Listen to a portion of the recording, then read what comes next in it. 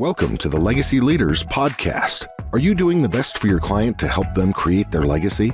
Are you creating a plan that goes far beyond finances to help people ensure that it becomes the driving force behind all decisions? On this podcast, hosts Katie Beth Hand and Stan Miller will help you with growing your practice and your clients' peace of mind. Together, they bring the best and brightest minds to share with you how to help your clients develop their best legacy. And now, here are your hosts, Katie Beth and Stan. Welcome to the Legacy Leaders Podcast. We're your hosts, Stan Miller and Katie Beth Hand. Our guest today is financial advisor and wealth management expert, Gary Goldberg. Gary, welcome to the show. Thank you for having me on. Absolutely. So, Gary, before we jump in, I was hoping you would take just a couple of minutes and talk to our listeners and tell them a little bit about your background and how you got started in this industry. My background is so varied, it would take a few hours, but I'll try to make it succinct for you on this taping. My father was an Air Force fighter pilot, World War II. He was shot down behind enemy lines. And fortunately, through the years, of course, he survived because otherwise I wouldn't be here right now. I actually met the savior of my father, which was pretty cool news many, many years ago. My dad and my mother, having gone through a pretty awful bankruptcy session with a failed restaurant that my mother had, I was part of, and I'd sold my interest. So I actually helped my parents get out of bankruptcy and assist my parents through a successful retirement. My dad passed about 10 years ago, and my mother is still thriving. And that rewarding feeling, the gratification that I felt with helping my dad in those early years assisted me with what I would like to do with my life, which is to assist people to help them retire younger, richer, with less anxiety. And that's what I do. I had also sold a restaurant that I had owned at that time, a different restaurant. And I bought it for like nothing and sold it for a large amount of money because a very large video company, which is no longer around, bought my property and made me a very wealthy guy. So I didn't really want anyone else handling my financial affairs because the guys I had prior were doing what I suggested. And the only way I was making money was by them doing what I said. So I thought, well, join them. So here I am 30 some odd years later. That's fantastic. And we'll dive a little bit deeper into exactly what you do. But before we do that, one of the things that I love that you put right up at the top of your website is that you say that you are a firm believer that everybody should have the opportunity to pursue financial freedom. So talk to us a little bit about what is unique about what you do and your services, and what's unique about how you care for your clients. I suppose financial advisors in the scheme of things, they're a dime a dozen. They're everywhere, from the banks to individuals working for large companies, small companies, independent such as myself, or people who are captive. And I've always known that I had to be unique and different to stand out. My compassion is probably my biggest character trait and flaw, because I really take serious every single person that comes across my view. When people come in with any kind of a problem, and it doesn't have to do with financial, the first thought in my brain is, how can I help? What can I suggest? I'm always trying to assist. It doesn't matter if someone got pulled over by a cop and they have a problem, what do they do? And I said, well, maybe if you had, and I explained. So I carried that forward into my financial planning idea. And that really stemmed from one of my earlier clients. She's been with me for close to 30 years now. And they came from nominal means. She became a part owner of this company that became very, very profitable. I had to put together $100,000 for her to buy out as a management buyout of this organization. If you knew the organization that owned them, it's very popular. Everyone knows the name. It's a street name. And when they bought that out, eventually that turned into $21 million. So $100,000 in about 3 years turned into $21 million. And that was an astounding fact. I learned a lesson with that particular episode, that particular client who's best of friends with me now, that you treat everyone like a super millionaire. You treat everyone with the same dignity because they all aspire to retire. richer and younger with less anxiety. And these people came from nominal means. They're really no different now than they were when I first met them. They just happen to be, much more wealthy. And I've learned you treat everyone the same way. And I like bringing that high, I guess you'd call it high class service to everyone, to the commoners. And I specify working with small business owners who are gay, lesbian, transgender, et cetera, as I say, and marginalized people such as women, divorcees, and all that. I do very well with that group. Not that I'll turn anyone away, really. You got $1, come on in. Yes, that was one of the questions I had for you because you mentioned on your website that you're very passionate about working with people who tend to be overlooked by the financial services industry. And with that, another thing I wanted to ask you about was it says that on your website you also do seminars and things. Talk to us a little bit about the topics that you cover, who the seminars are for, that type of thing. Well, I kind of narrowed down my niche through some training over the last few years during COVID. I didn't have that much to do, so I wasn't allowed to do many seminars during the time. I'm stationed here in Illinois, but I have a branch office down in St. Petersburg, Florida. So we're talking night and day difference between rules of marketing, advertising, and meeting people. So I haven't done any actual seminars in a few years now here based in Illinois. And I learned that there are so many marginalized people that just, they don't know where to turn. And so many of my friends being gay and lesbian, et cetera, as I say, the alphabet soup, they didn't really know how to handle things back before, same-sex marriage was legalized or at least authorized by the feds and even through the states. So I used to work with people who were partners, and their unique situation was that unique. So it was like, okay, I'm helping in that situation. It still is a need out there for gay married couples, or even if they're just together. It takes a unique experience that I possess for 20 some odd years of working in that area. And, you don't have to be gay to get my services. It's okay. So I don't mind. Seminars, on the other hand, have been a little difficult. I'm not in for the dinner seminar type scenario because I'm in the demographic receiving those invitations in the mail, and they all personally stink. It's like canned information to sell you something. I've done classroom instruction at universities around here, University of Southern Illinois.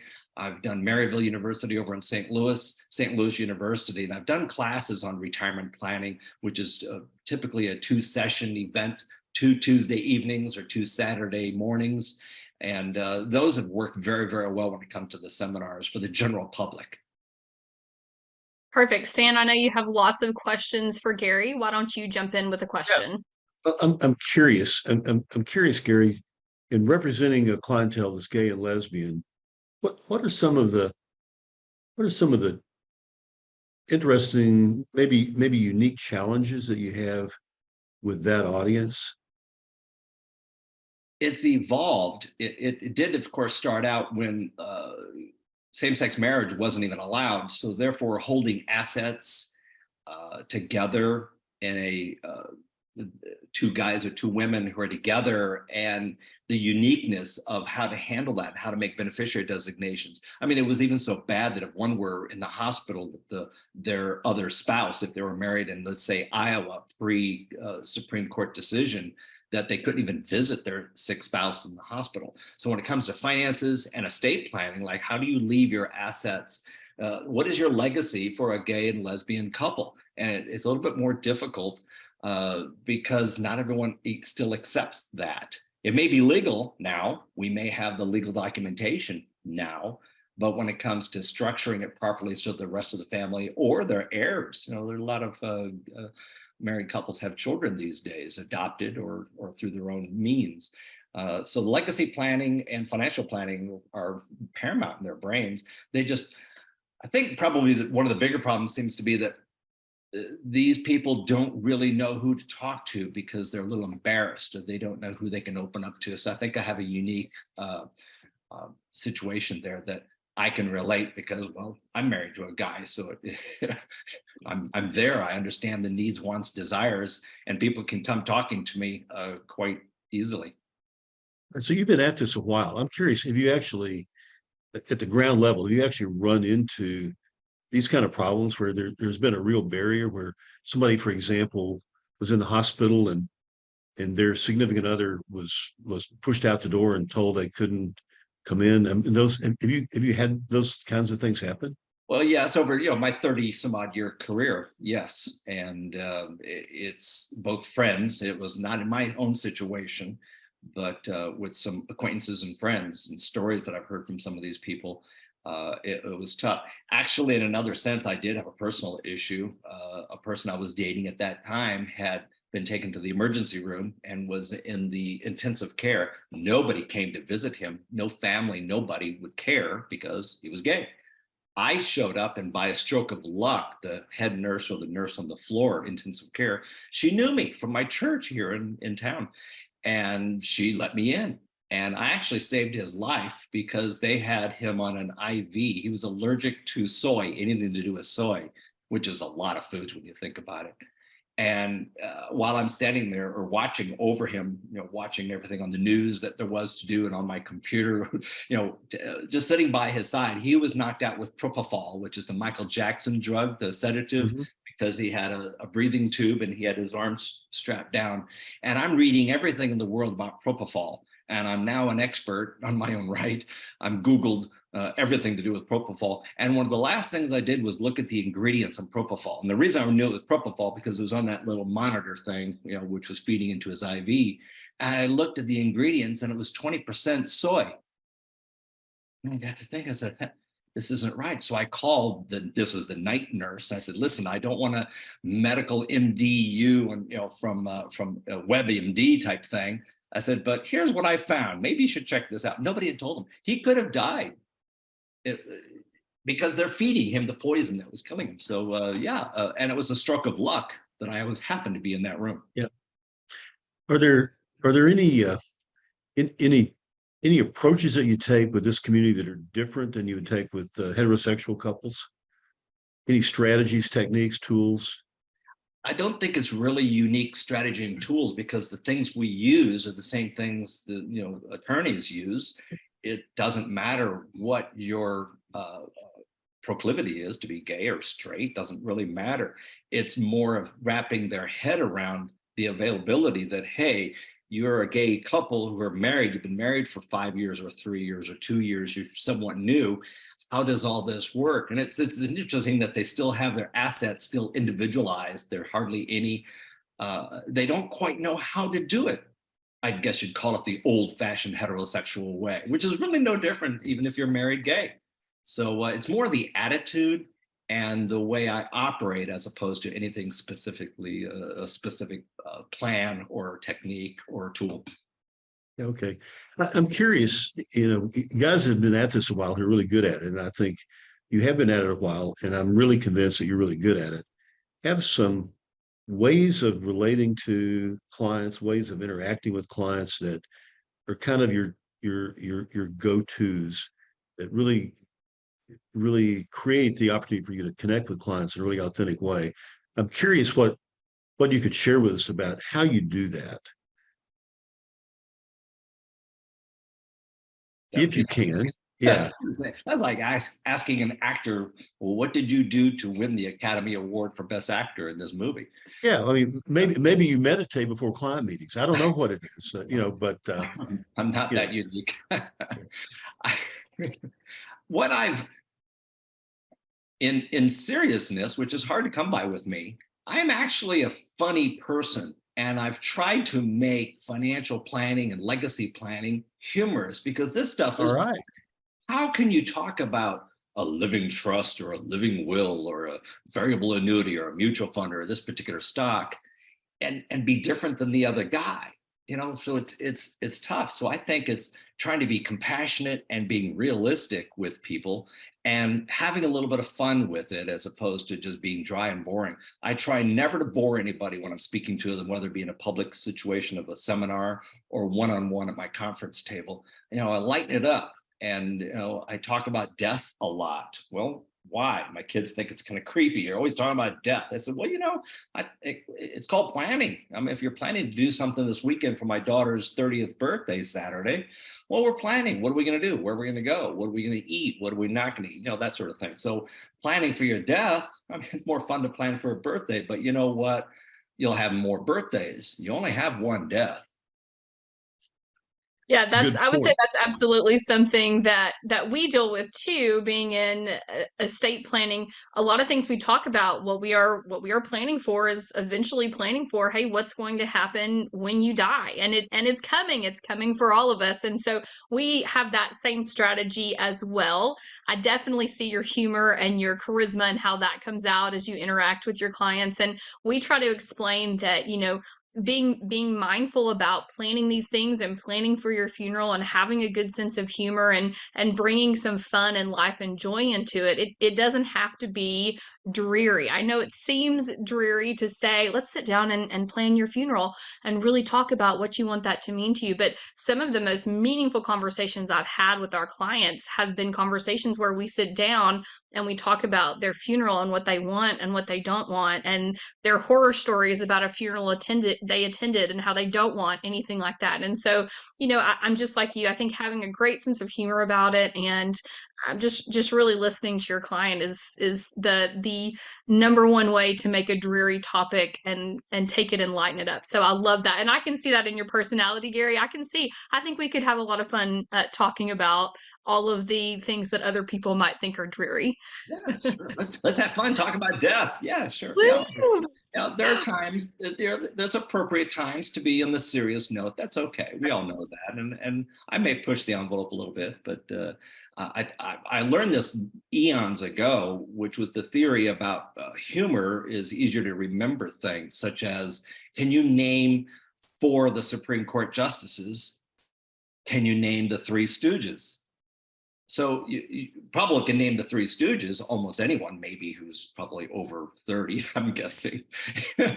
And but Supreme Court justices, other than common, late news, that's dry and boring. People can't name them, not even all of the 9, and yet we know the Three Stooges because they make us laugh. Right. Yeah. Right. We find that more interesting, right? Your average person on the street would rather watch the Three Stooges than watch the Supreme Court. That's a given. That's a given. So to switch gears just a little bit, you mentioned your kids earlier. You're a father of 3. Yes. So if you could give your kids one piece of advice that you have learned from all of your years in the business, what would that piece of advice be? One piece of advice would be nearly impossible. So Yeah. because in the 30-ish years that they've been around, and they're all adopted, by the way, they're all South American adopted, and I do have one grandbaby, and they happen to live with me. The youngest daughter, my granddaughter, live with us, taking good care of her. She's going to be 6 in about a month from yesterday. So the one bit of advice would be always listen to your father. That's number one. And then, because in the past 15 or 20 years since they've been around, they've been listening to my advice all along, because I'll explain things at home. And I tell you what, we have some sessions there with kids friends, when we're having a nice, easy time, and I'm bringing up some sort of news event and how, like stock market gyrations and Bitcoin and all the current topics. And I'm just standing at my kitchen counter. I actually have a mat on the floor where I stand. It seems to be that's the Gary spot, because I'm now preaching to my choir, my kids. And multiple advice is basically starts with, when you start working, whenever you start working, pay yourself first. That's where it begins. I love it. A wise nugget of wisdom right there. So next question, and this is a big one. Let's talk about your death, Gary, one of our favorite topics. Mm. No, but through the work that you are doing, with everything that you do in your career, and then also as a husband and a father, one day when you are gone, what legacy do you hope to leave? I've thought about that a lot, especially lately as a legacy leader now in the last few months. And it's daunting. I don't want to sound, egotistical or whatever. It's like, what am I going to leave? What kind of mark? I would really hope my dying breath or my dying last thought would be that I've left a legacy of people to at least remember me and what good I have done for you in your specific situation. I've helped an awful lot of people from adopting the 3 kids, for that matter, is one. I've bailed people out of jail from traffic violations. I have saved people thousands and thousands of college financial aid, or obtained that, I should say. I've just met a lady friend of mine from church Sunday, and she thanks me every single time. I got them $120,000 extra in financial aid for free at the top choice school for her daughter, who's now married, and she is a graphic designer making all kinds of money. And she always thanks me every time I see her in church. Gary, if it weren't for you, da da da. And my dying breath would be, just remember, it's you don't have to remember by name. They say, oh yeah, that guy with that cool hair and those weird glasses. Yeah, he helped us through college, right? He helped us through retirement, so we didn't have to worry about where the money was. At least we know what to do to make sure we will have enough money to last our lifetime. We may not like it. The number may be lower because we didn't see Gary soon enough. Like, hello, McFly, get to see me now. Don't wait until you think you're rich. Right. Yeah, and that's another nugget of wisdom that I feel like people who don't have a strong financial background, maybe didn't get a lot of wisdom on finances from their parents. They think they need to wait until they are getting close to retirement age and have something, worth investing or worth saving to talk to a financial advisor. And what you just said was the opposite of that. Get started young, start paying yourself first, see a financial advisor when you're still young, because it's all about planning. It's all about planning. About planning. I had a small group that were down in the Virgin Islands at this for a remote wedding of a couple of girlfriends of ours. I actually performed the ceremony. My husband was the best man, or whatever he's called. And one of our friends, who I had never met before until we were down there, he was asking, we're comparing notes, what do you do for a living? I said, well, typically my clients are about 50 years old, 50 to 75. Age is not a biggie, and assets are not an issue either. And he said, well, I guess I'll see you in a couple of years. I looked at him and said, so you're 48? He said, yeah. I said, well, you don't have to wait till you're 50 to just come in and see me. I was like, come on and see me now, because from what you've explained to me, you need some work. Right. Right. I love that. And back to your legacy, I love the idea of the legacy that you're leaving, just in the impact, the small things that you are doing in people's lives that change the trajectory of where they're headed, whether that's retirement or paying for college or bailing them out of jail is certainly one as well. But it certainly seems like you are doing a great job as a legacy leader, doing those things, doing your small part to really help others. So I love that. Is there anything else that we didn't talk about that you would like for our listeners to know? It's not always about necessarily the numbers. It's the numbers are important. So for retirement planning and legacy planning, it's more of the mindset. It's more of making sure your brain is at ease. And I feel getting my prospects into clients, and the clients having that peace of mind of knowing this is what you need to do. This is what they're doing. They're on track for it. So it's more of a mind situation, attitude situation. It's not always just the numbers. The numbers are okay, and those are required, but it's not just the numbers. And that's one of the first things I try to instill upon my clients and prospects turning into clients is get your brain in this game. When I explain something, understand the concept, not necessarily the numbers. We'll get to the numbers, but here's the concept first. Get your brain in there. I love that. I love that. A wise nugget of wisdom. Well, thanks to everybody for listening. This has been the Legacy Leaders Podcast with your hosts, Stan Miller and Katie Beth Hand. Our guest today was Gary Goldberg. To find out more about Gary and the work that he does, you can visit goldberg2.com, and we will link that for you as well in the show notes. Gary, thank you so much for joining us. Thank you. If we're still recording though, don't use that website. Which website would you? Yeah, let's redo it. We'll have them clip it out. What's the best website for you? Checkwithgary.com. Oh, I like that better. Checkwithgary.com. Okay, hold on. We're going to just re-clip that, and then we'll have them edit that part out. So pretend you didn't hear anything. Okay, ready? Well, thank you so much for listening. This has been the Legacy Leaders Podcast with your hosts, Stan Miller and Katie Beth Hand. Our guest today was Gary Goldberg. To find out more about Gary and the work that he does, visit checkwithgary.com. That is checkwithgary.com. Gary, thank you so much for being on the show. We really enjoyed it. My pleasure. Thank you. You've been listening to the Legacy Leaders Podcast with Katie Beth Hand and Stan Miller. For more information on them and the show, please visit pinnaclelegacylaw.com. If you like what you've learned today, do share the program with your friends and subscribe wherever podcasts are found.